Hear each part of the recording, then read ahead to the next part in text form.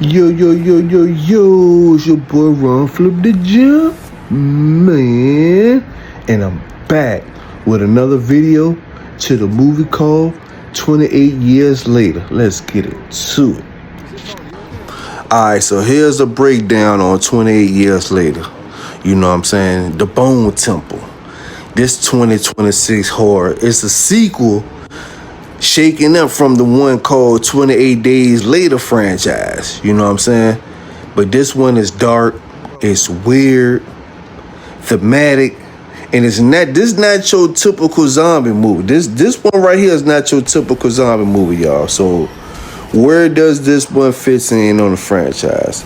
It's the fourth film in the 28 Days Later universe, you know what I'm saying? Following 28 Days Later back in 2002, 28 weeks later back in 2007, and then 28 years later in 2025. So this one picks up immediately after the events of 28 years later, you know what I'm saying? So you actually need that context to fully understand the whole story. If you haven't seen those, you got to go see those so you can understand this one, understand why this is not your typical zombie movie. You know what I'm saying? The core plot, you know what I'm saying? So think of this as two big story threads running at the same time. So Spike, the little young boy Spike, y'all remember Spike from the last one, you know what I'm saying? You know, Spike Nightmare, you know what I'm saying? So, you know, now Spike, he's now grown from a kid in the last movie, you know what I'm saying? He gets pulled into the orbit of a cult, this cult. Me and my son called these motherfuckers the Power Rangers, the way they was flipping and doing all that fighting shit on the last one before they came into this one. So we're thinking they was going to be some good people. But listen up for more. But they're a cult. You know what I'm saying? The gang is led by Sir Jimmy Crystal. You know what I'm saying? He's a violent but very charismatic leader, you know what I'm saying? Got good charismatic, you know what I'm saying? I say that right, you know what I'm saying? But with a twisted belief system, you know what I'm saying? These followers that he got, they're so-called Jimmies. Jimmies. But everybody named Jimmy. All you survivors who've been shaped by the apocalypse and they cling on to Jimmy Crystal, you know what I'm saying, by his brutal doctrination, you know what I'm saying? So Spike, he's taken in by them, but he struggles with the loyalty and the violence and what it means to survive in the world with no moral compass. He really not trying to be down with them, but he's running with them, not by choice, but kind of by force. And then y'all remember Dr. Ian Kelson, you know what I'm saying, the guy from the bone, you know what I'm saying, he's the bone temple scientist, you know what I'm saying. Dr. Ian Kelson, you know what I'm saying, also known as Ralph Fiennes, that's his government, you know what I'm saying. He builds this massive structure from the bones of the dead, a literally bone temple, you know what I'm saying. It's both memorial and philosophical centerpiece. It's beautiful. It's very nice, may I say. But he's obsessed. Kelson's obsessed with the deeper meaning of life, death, and humanity. And he's made a scientific discovery about the rage virus that could change everything. So his story is much less about horror set pieces and it's more about identity, memory, and to question whether people are still human beneath all the madness. So the tone and the themes of this movie is like I've been telling y'all, this isn't just zombies, you know what I'm saying, chasing people. It's not about that. So get that out your head. I'm spoiling you and letting you know. This movie layers meanings into every corner. You know what I'm saying? It's about faith, cult mentality, and manipulation. You know what I'm saying? The Jimmies, the cult guys, they're kind of like a twisted post-apocalyptic tribe. You know what I'm saying? They are loyal to something terrifying because that's all they ever known. You know what I'm saying? So what it means to be human. Case in relationship, Kelson, Dr. Kelson, his relationship, you know what I'm saying, with a power infected one named Samson. And he explores whether remnants of humanity are still alive in those we call monsters in the movie, or zombies. So lots of pain, memory, and remembrance, you know what I'm saying? Kelsey Bones Temple, you know what I'm saying, is made of skulls, like I told y'all. It's kind of a poetic monument. It's art, inviting viewers to think that about mortality and legacy is not just fear. He gives it art. And yes, there is a wild Iron Man fused scene involving cult worship, which I think was basically the best part of the fucking show. He put on a fucking show. You know what I'm saying? Prior techniques, and pure cinematic chaos. It's bonkers, but it's very intentional. It's good, you know what I'm saying? Metal band, Iron Man, you know what I'm saying? Album and all that. So what makes it different from typical zombie flicks? What makes this different? So the infected they're not always the main threat. In this one, people are the main threat. Cult violence and human, you know what I'm saying, take center stage much of the time in this movie. It's not the zombies. You know what I'm saying? It's more philosophical and symbolic than a straight gore feast, exploring how societies collapse, how humans cling to beliefs in chaos, and how grief shapes identity. Despite the horror label, some critics they might say it feel almost poetic in places. It was very poetic in a lot of places. The ending, what actually happens? Spoilers. We got spoiler alerts. Spoiler alert! Here's the no-nonsense version of the ending. The cult, the Jimmies, is basically like dismantled, and Spike's art kind of like moves away from being just a follower. You know what I'm saying? Dr. Kelson, he sacrifices himself to protect Spike. Remember, they had a nice little bond relationship. His mother passed in the last one. She had this, you know, something that was going on that couldn't be cured. It was kind of too late. It was a past. You know what I'm saying? So they had that bond. So now he sees him with this group, and he's trying to save him from being tagged along and stuck in with this group. So showing how far he changes since the beginning. In a stinger, Jim, the original protagonist from 28 Days Later, appears and help rescue survivors. This is setting up the next film, how the next one is going to continue. You know what I'm saying? This is how they did a cliffhanger at the end. You know what I'm saying? So there's also suggestions that a potential cure or a deeper mystery about the virus exists. So the trilogy finally isn't over. The big picture of it all is this movie is a post-apocalyptic horror with a real bite to it. You know what I'm saying? Like a zombie bite to it. It's not just in teeth and claws, but in ideas. Human nature can be more monstrous than monsters. Faith without reason becomes a weapon. Remembrance and rituals matters even in destruction. Dope. So there might be hope if you understand the virus, not just fear it. Gotta put my chapstick on today. Anyway, so the original was about running from terror.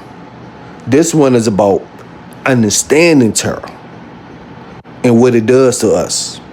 New do-rag. This one got a little split in it. So let's chop it up And let's dive a little bit deep into the meaning and symbolism behind 28 years later, the Bone Temple. Because this movie isn't just a freak show. It's apocalypse flick, but it's stacked with themes of like about religion, about humanity, monstrositis, and cycles of violence. You know what I'm saying? That actually means that something beyond the gore, which would give it a fire type of goddamn vibe. You know what I'm saying? So the Bone Temple as a symbol. The Bone Temple itself, y'all know where Dr. Kelson was at. You know what I'm saying? That's the Bone Temple. You know what I'm saying? It's just not spooky. It's not a spooky pile of skull. It's a monument to human suffering, memory, and loss. Dr. Ian Kelson builds it as a memorial to all the people infected and those who are not, but who died from the rage virus, and it's all fallouts. You know what I'm saying? It's like saying we can't forget what we lost.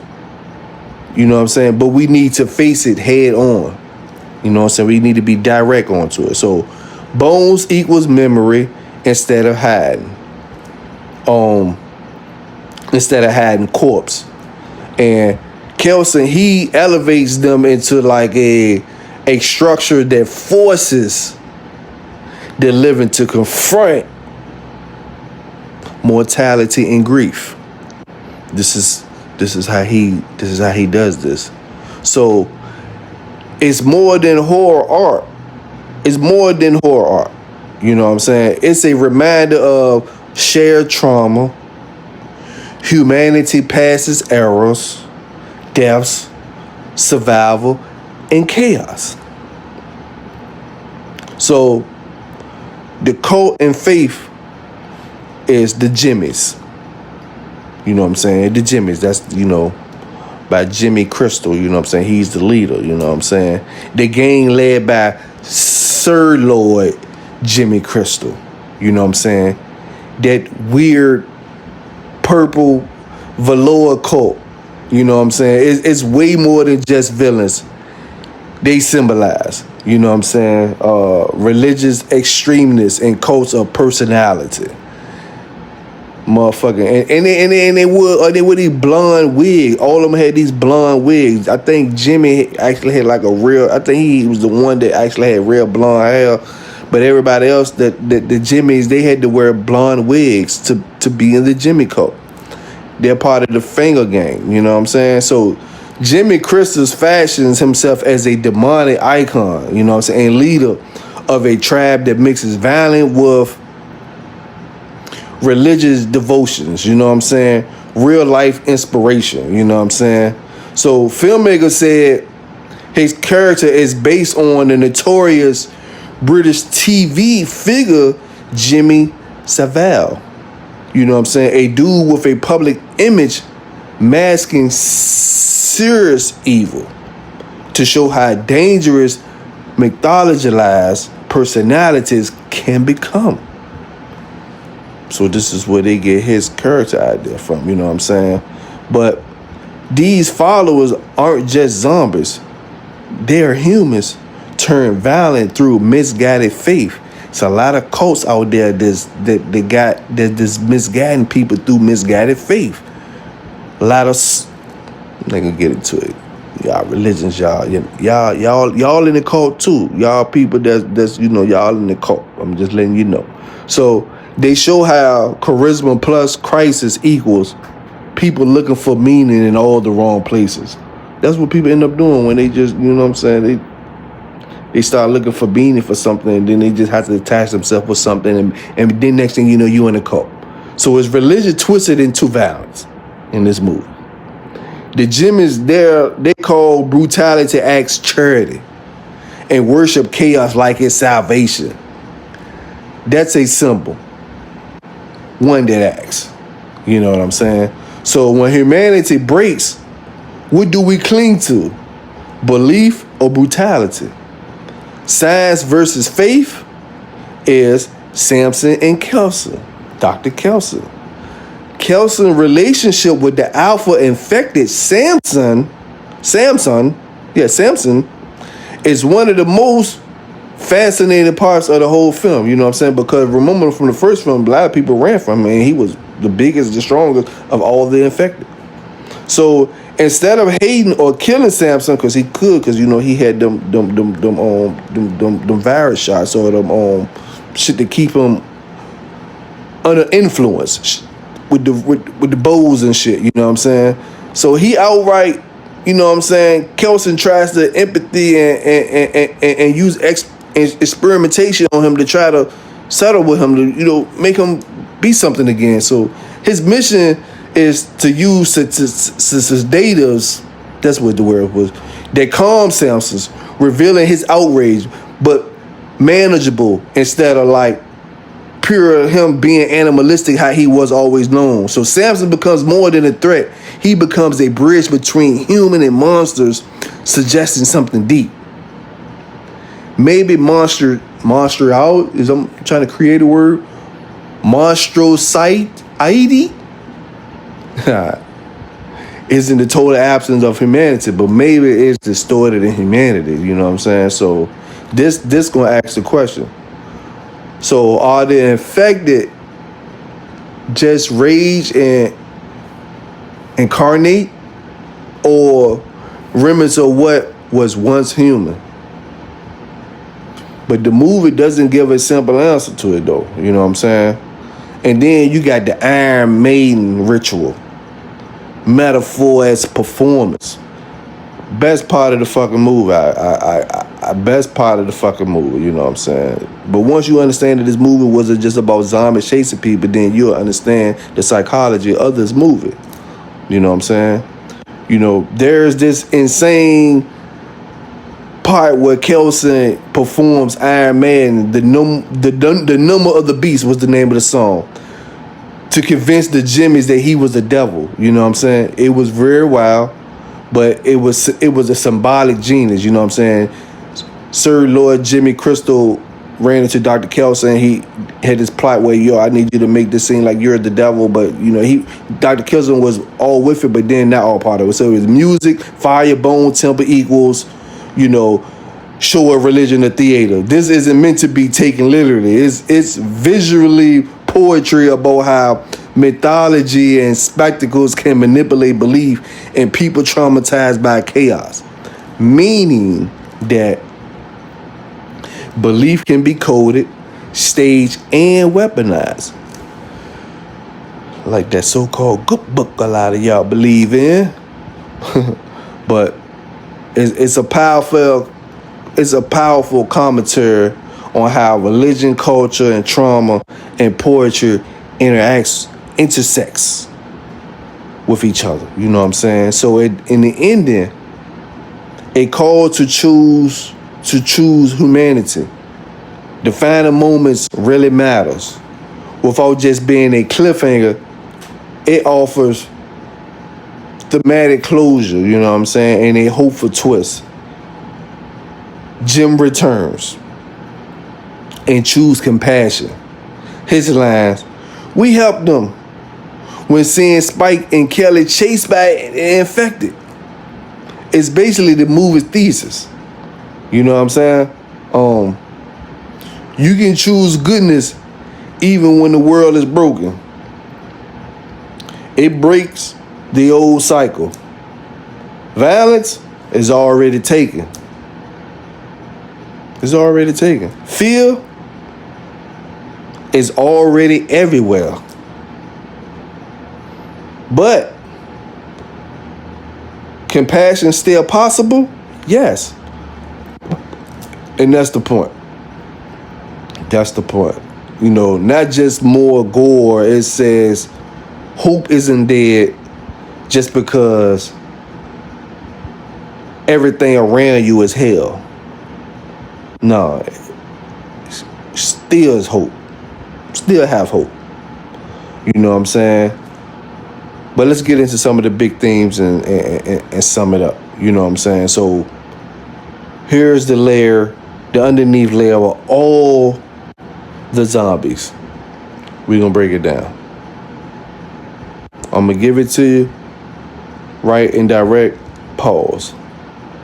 Faith can fracture or destroy. Fanatic faith becomes violence when unheard from empathy. Science and empathy might hold a key to humanity. So Dr. Kelson, he tries to understand, not just kill. He just not about just trying to unalive the zombies. He's trying to understand them. Memory matters is what he shows you in this movie with how Samson came back though. So the Bone Temple says, don't forget, because memory is not a denial, but leads to meaning. You can still choose humanity. Jim's final lines tells you, in the wreckage of the world, you still have the agency. So bottom line, y'all, 28 years later, the Bone Temple is a weird,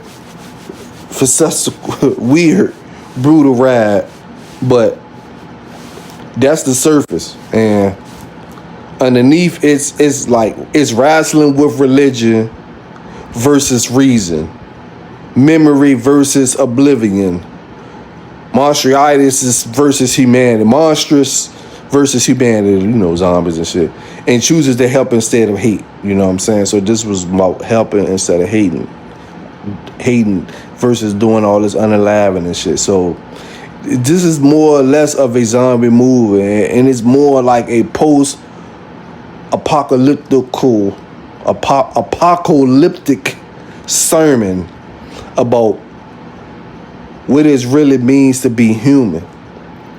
The Bone Temple Monument is a more. So what's happening is Kelson, you know what I'm saying, he has assembled a massive structure made of all these skull and bones, and he literally turns death into architecture, like an architecture. You know what I'm saying? And more symbolism on it is every human life matters. You know what I'm saying? That's why he made this structure. You know what I'm saying? This thing isn't a shrine to. It's not a shrine to fear. It's a reminder of mortality and memory. The Latin memento or more. Remember you, but remember you must die. But it teaches you that only really live when you acknowledge death though. So death isn't a race, it's own. So the young boy Spike, like in the last movie when he was placing his mom's skull at the top, it's like it's a raw moment of acceptance, his grieving, but also claiming his truth in the apocalypse, understanding his reality. Same thing we got to do in this reality, y'all. You know what I'm saying? We got to accept it. You know what I'm saying?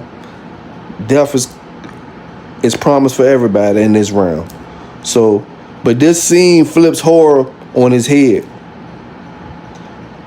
Death isn't just scary. It's sacred. You know what I'm saying? And if you know, you know what I'm saying? When we leave from here, we are seeing, you know what I'm saying? We don't take these vehicles with us. You don't take your Honda or your Benz or your motherfucking goddamn on motherfucking Porsche 911 with you in your coffin. You can't take your vehicle with you. This is our physical vehicle in the flesh. You know what I'm saying? But anyway, Samson plus Kelson, their interaction, you know what I'm saying, they're infected with a mind moment, you know what I'm saying? How everybody thinking, like, yo, how is he interacting? But he shows you, you know what I'm saying, through, his medicine practices. So what's happening, Kelson's used sedators on the alpha infected, like I was telling y'all earlier, on Samson. And instead of unaliving him, he interacts and learns from him. The symbolisms, you know what I'm saying? Creature equals monster. The rage virus doesn't erase all humanity, it distorts it. Samson, his partial clarity suggests memory and reason might still exist beneath the rage. This was Dr. Kelson was trying to get to. Empathy is the real experiment. Dr. Kelson, he isn't just studying Samson. He's trying to see whether sorrow, memory, and even identity is survived in the infected people. This is what the movie was about. Not your typical zombie movie, so don't get mad. When you get there, you're going to see a lot of chasing and unalive and a lot of blood splatter. It's a big thematic pivot from the typical zombie movies where infected equals basically like dumb beasts. This is infected with a soul, or at least remnants of his memory. Samson, it shows you that. The takeaway, understanding monsters isn't the same as just unaliving it. Now, the Iron Maiden ritual, shit was fire. You know what I'm saying? The fake devil or a real message. So what's happening? Dr. Kelson, he's forced into this wild, drug-fueled Iron Maiden with the song Number of the Beast performance to convince the cult that he's Satan. You know what I'm saying? Symbolically, you know what I'm saying? It's myth versus reality. This just isn't spectacle. It shows how deeply people can invent gods and devils when the world goes to hell. So the Jimmies, the cult, they need something bigger than themselves to explain chaos or why they doing what they doing. So they worship violence and myth, rebellion as a ritual, heavy metal, fire, chanting. This part of the movie was lit, you know what I'm saying? It's not just a scene. It's a metaphor for human beings turning chaos into religion with when logic fails, though. Their devotion becomes a tool of tyrants, but not a path to meaning. This shit was deep. It get mentally deep. And I'm mentally breaking it down for y'all. So the movie is basically saying when people lose context, culture turns into cult. Spike versus violence, he's choosing humanity. So what's happening is that Spike, he's forced into violence, you know what I'm saying, with the finger gang. That's Jimmy gang, the fingers. He said, I need fingers. Not actual fingers, but basically saying I need fingers, like make the hand stronger by individually recruiting people, making his team, his cult stronger. The cult, you know what I'm saying? But Spike, he started to reject the whole gang, you know what I'm saying? So he's coming of age through consciousness, you know what I'm saying? This isn't survival. This is moral growth instead of becoming more savage like the cult. Spike, like the cult, refuses to kill for pointless bloodshed, you know what I'm saying? The violence doesn't define you, even when the world forces you into brutality. Your choices matter. So Spike refusing to fully commit to the cult terror, essentially, he's proving compassion over chaos.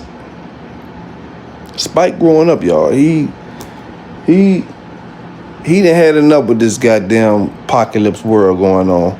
So the ending, redemption, continuity, and hope. And what's happening is Jim, from the original 28 Days Later, and his daughters show up at the end and chooses to help Spike and Kelly. She was part of the Jimmy too, you know what I'm saying, Jimmy Coke gang, but she took a liking to Spike and wanted to help Spike to make things happen. So, reminding everyone that the real fight is about symbolism, you know what I'm saying? Full circle. Jim started as a sacred survivor, and now he needs to help not just live, but you choose humanity even when it costs you something. The legacy and connection ending isn't just a setup for the next film. It says like new generations will carry memory and choice moving forward. So the finale isn't just hype, it's hope. It's showing that it's gonna be hope with these zombies. It's gonna be hope. Who knows if we're gonna go through this shit or not one day. Scene by scene though, and shortcuts. So this is how you can read all the biggest moments in one line. About to give it to you. Pause. Let's go ahead and try to wrap this up. So the Bone Temple Monument equals memory over oblivion. Samson lucidity, basically him being lucid, you know what I'm saying, equals humanity still fights inside horror. Iron Maiden sequence of the movie equals myth beats logic when the world collapsed. Spike's resistance equals choice and instinct. Jim's return at the end equals more intentions matters more than survival. So when the curtain call, what does this all mean? 28 years later, the Bone Temple is used horror trappings to ask big questions. What does it mean to remember? Can empathy survive chaos? Is violence destiny or a choice? Or where does myth begin and reality end? Every wild scene of this movie, man, the bones, the brutal cult, the Iron Maiden dance, Samson moments of clarity, Spike, you know, his choices all feed into the idea that beyond fear, there's still a way back to compassion. They're showing you this in the 28 years later. Spike, you know, he's the reluctant survivor turned moral compass. You know what I'm saying? Spike, he started not as a killer, but as a kid trying to survive. He's just trying to survive, man. These Jimmys got him doing shit that he don't want to do. And understanding a broken world, you know what I'm saying? That like, you know, I need to adapt. This is what I need to do to survive. But he's compassionate at the same time, but he's not trying to be forced doing shit that he doesn't want to do. You know what I'm saying? The arc highlights and symbolism of it is joining the cult.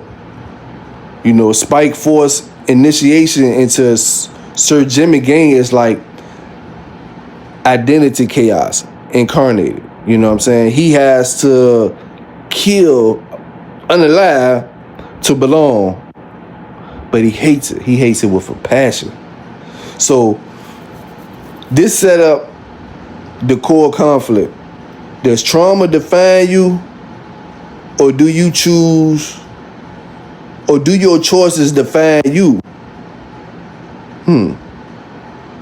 The moral pull of it is when Spike refuses to hunt and kill survivors just because Jimmy ordered it, it doesn't mean that he's weak.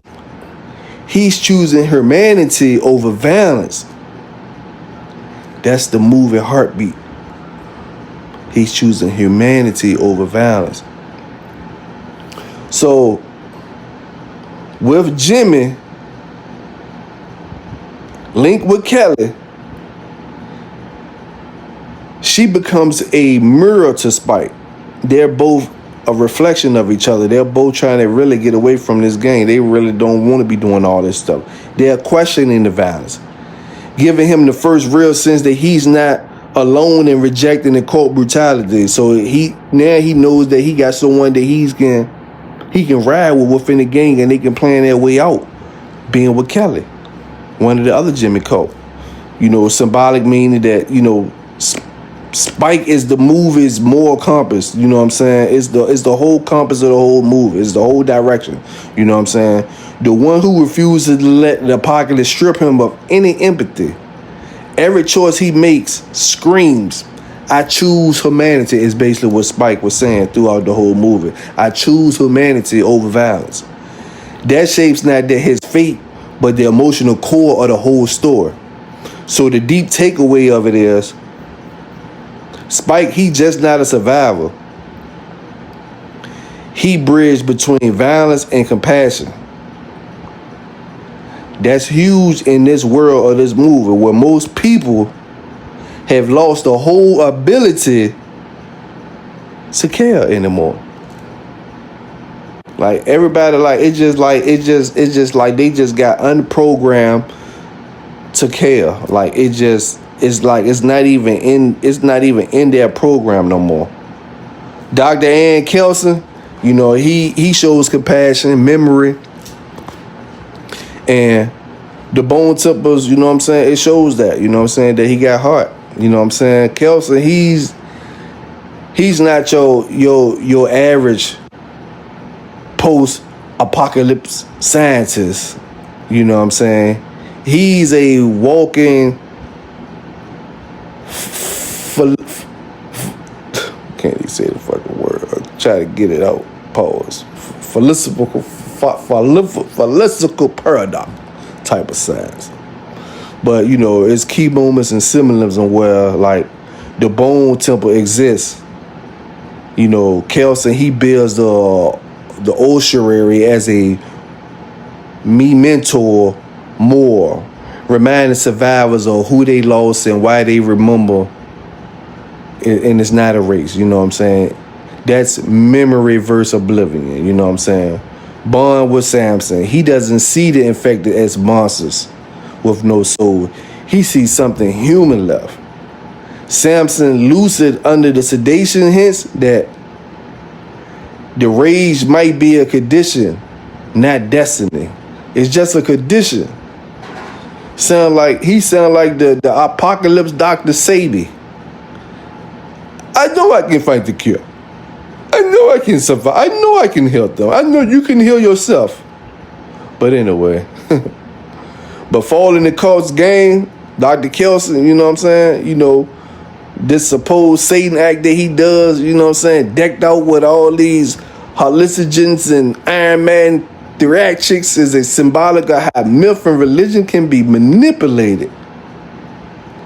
Man, these script writers, they get deep with this shit. And I'm just breaking this shit down so y'all can understand the movie if you don't understand. You know what I'm saying? So he's playing along, revealing how belief can be weaponized. They showing you how this shit can be weaponized, how religion can be weaponized, how belief can be weaponized. So the final act, Death and Legacy,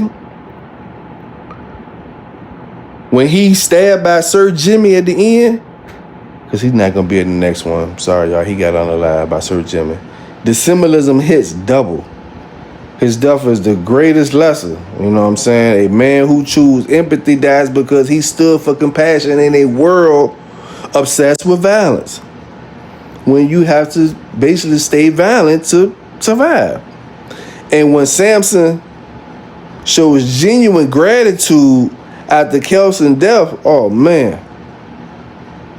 The so-called alpha infected, but Kelson healed him. He started coming back to being human again. It signals that understand monsters can humanize themselves. The deep takeaway is Kelson represents memory, empathy, and understanding. The monster within, literally trying to bring back humanity to a world that they thought was lost. And Sir Lord Jimmy, Crystal, That's his full name, Sir Lord Jimmy Crystal. That's what he said. I am Sir Lord Jimmy Crystal. The cult of violence and false faith. He was the fake cult leader, like a lot of these fake cult leaders out here now. So if Kelson is memory and humanity, Jimmy Crystal is chaos and manipulated in belief, architect and symbolism, cult leader, that prophet, Jimmy, fashions himself as a demonic, mystical voice, but he's just a charismatic chaos dealer throughout the whole joint. He's pimping them. He's pimping their mind. He's not leading. He's projecting fear and myth into others to follow him. The blind gonna lead the blind. The blind follows. The Jimmies, basically. They reflect how people who have nothing can cling to anything. They have nothing to be. You don't stand for anything, you will fall for anything. Basically, is what the Jimmies basically symbolize. You know what I'm saying? It's powerful. Very existential horror, you know what I'm saying? When humanity vanishes, what fills the void? Fear, myth, and brutality. The Satan game backfires on Jimmy though. You know what I'm saying? Dr. Kelson fake devil act doesn't break Jimmy influence into the truth. The Jimmy's influence into the truth. But it forces his followers to see him as the fraud that he is, Sir Lord Jimmy. You know what I'm saying? Once it all comes out. You know what I'm saying? That's a big thematic beat. Truth over deception. The Jimmy's in. So when Ink turns on him and he's left to be devoured by the infected after hallucinating them as Satan, that's literally evil destroys evil. Damn. Evil destroys evil, man. You gotta, man, shit crazy, man. This was a deep psychological zombie movie, you know what I'm saying? The deep takeaway. Jimmy is a symbol of how trauma can turn into cruelty. And how cults of personality filled with spiritual vacuums was something deadly. How their arcs talk to each other. This movie is like a triangle of meaning, you know what I'm saying? Like, it's definitely a triangle of meaning, you know what I'm saying? Like, Spike equals human choice. Dr. Kelson equals memory and empathy. Jimmy equals fear, myth, and violence. And it just shows you, you know what I'm saying, here how everything plays out. You know, Spike, he learns from Dr. Kelson that violence isn't the only answer. He learned that, you know what I'm saying? Even in a chaotic world. And then Jimmy tries to tell Spike that violence is the answer and that myth and fear are power. When it's really not. You know what I'm saying? Kelson dies showing empathy and it costs something, you know what I'm saying? He shows empathy towards Spike, you know what I'm saying? But it leaves a legacy though in the movie, you know what I'm saying? Spike, he walks away choosing to help rather than hurt. And we're going to see how Spike and Kelly is going to continue on into the next 28, however how they name it when they come. So, you know, the final symbolic arc of it all, doing good in a bad world, the final beat when Jim and his daughter, in the end, his daughter Sam from the original 28 Days Later, it's going to tie it all together. When Sam asks, do we help them?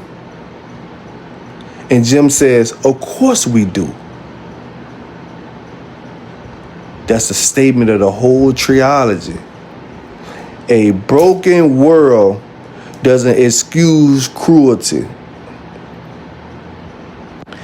It depends compassion. Are we gonna face something like this one day on this land, on this realm, on this earth? I don't know. We gonna see. But we gotta have compassion in a chaotic world if we do. So here's the real poetry of the Bone Tip. You can choose compassion even when the universe is cruel. Remember what we lost matters more than forgetting it.